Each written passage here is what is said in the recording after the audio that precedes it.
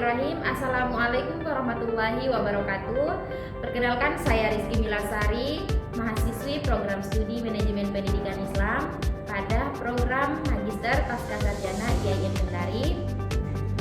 Pada kesempatan kali ini saya akan mempresentasikan tentang konsep perencanaan manajemen sarana dan prasarana pendidikan khususnya di madrasah. Pada konsep perencanaan ini kita akan memulai pada 5W tambah 1H, mulai dari what, kemudian why, how, who, when, dan juga where. Di sini kita akan menerapkan bagaimana sih cara mengkonsep perencanaan pada pengelolaan sarana dan prasarana yang baik sehingga dapat terrealisasikan dengan baik. Pada penjelasan pertama kita akan mulai konsep perencanaan, mulai yang meliputi dari what atau apa sih itu sarana dan prasarana pendidikan atau apa yang akan direncanakan. Pertama, sarana. Sarana ini merupakan semua perangkat atau peralatan yang secara langsung itu dapat digunakan untuk kemudian menunjang proses pembelajaran, seperti papan tulis, kemudian kursi, spidol, dan lain sebagainya yang dapat menunjang pembelajaran secara langsung. Jadi sifatnya dia dapat dipindah-pindahkan. Sedangkan prasarana ini adalah semua perangkat yang dasar yang tidak secara langsung dapat menunjang proses pembelajaran. Dia ini sifatnya menetap dan tidak bisa dipindah-pindahkan, seperti gedung, kemudian laboratorium, kemudian musola, dan lain sebagainya. Berbicara tentang apa yang akan direncanakan, khususnya pada pengelolaan sarana dan prasarana, yang pertama itu kita melakukan yang namanya analisis kebutuhan, di mana pada proses perencanaan itu tentunya diawali dengan menganalisis lebih dalam terkait apa yang benar-benar mendesak kemudian dibutuhkan oleh sekolah atau madrasah untuk kemudian dilakukan pengadaan terhadap fasilitas-fasilitas yang dibutuhkan oleh sekolah. Selanjutnya, why. Mengapa perencanaan sarana dan prasarana itu sangat penting dilakukan? Pada tahap ini fokus utamanya adalah urgensi daripada perencanaan sarana dan prasarana pendidikan khususnya di madrasah. Pertama adalah pentingnya atau sebagai landasan hukum dan juga regulasi, di mana di sini pada Permendiknas nomor 24 tahun 2007 dan Permenak nomor 60 tahun 2015 mengatur tentang standar sarana dan prasarana madrasah yang wajib dipenuhi sebagai syarat kelayakan operasional dalam pendidikan. Kemudian urgensi yang kedua adalah sebagai kualitas pembelajaran, di mana kita ketahui bahwa sarana prasarana yang memadai secara langsung maupun secara tidak langsung itu sangat berpengaruh secara efektif dalam proses pembelajaran maupun dalam berlangsungnya sebuah proses pendidikan, seperti ruang kelas yang layak, kemudian perpustakaan, dan lain sebagainya yang dapat kemudian meningkatkan motivasi dan prestasi siswa. Selanjutnya, urgensi ketiga adalah efisiensi anggaran madrasah. Jadi artinya perencanaan yang matang dapat mencegah pemborosan anggaran.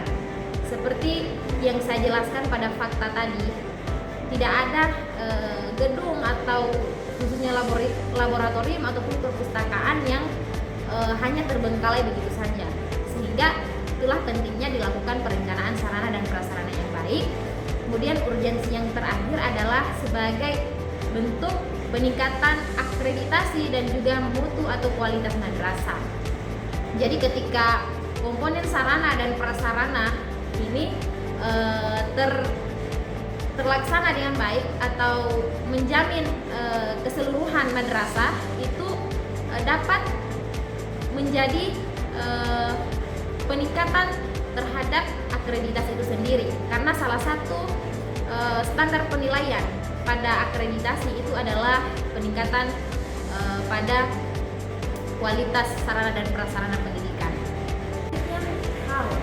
Bagaimana proses perencanaan itu dilakukan? Pada tahap ini yang direncanakan khususnya pada sarana dan prasarana madrasah itu yang pertama dilakukan yang namanya identifikasi kebutuhan. Di mana di sini kepala madrasah atau wakasek bagian sarpras melakukan analisis kebutuhan berdasarkan data-data yang empiris atau data-data yang benar, fakta di lapangan sebagai sarana yang betul-betul dibutuhkan untuk kemudian disediakan di sekolah ataupun di madrasah.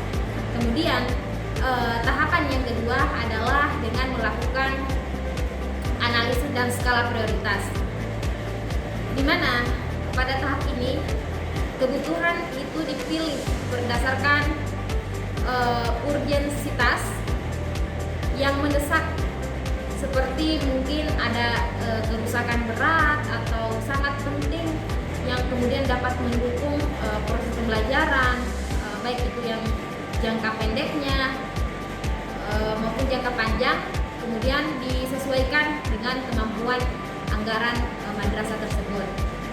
Selanjutnya tahapan yang ketiga adalah penyusunan RKAS atau penyusunan rencana kegiatan dan anggaran madrasah, di mana pada penyusunan ini dilakukan atau disusun dalam rencana kegiatan dan anggaran madrasah tahunan yang kemudian mencangkup item spesifikasi teknis yang baik itu berupa volume, kemudian satuan harga dan sumber anggaran seperti dana BOS, BOPDA, wakaf dan lain-lain.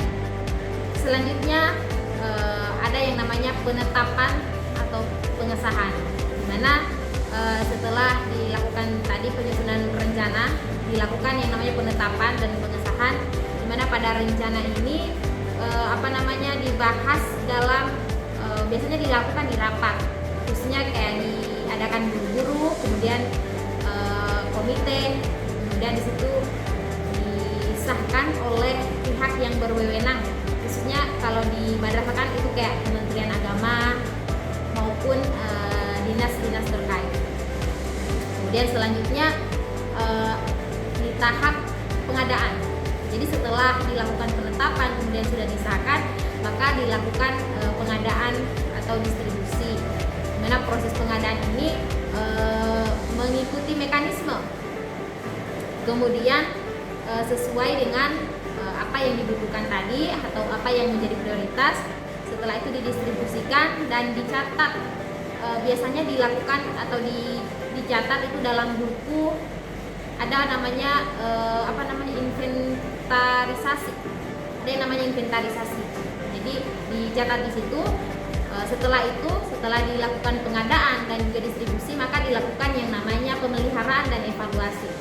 Jadi barang sarana dan prasarana itu bukan hanya diadakan, tapi dilakukan pemeliharaan supaya barangnya ini benar-benar terawat dan terjaga dan tidak cepat rusak.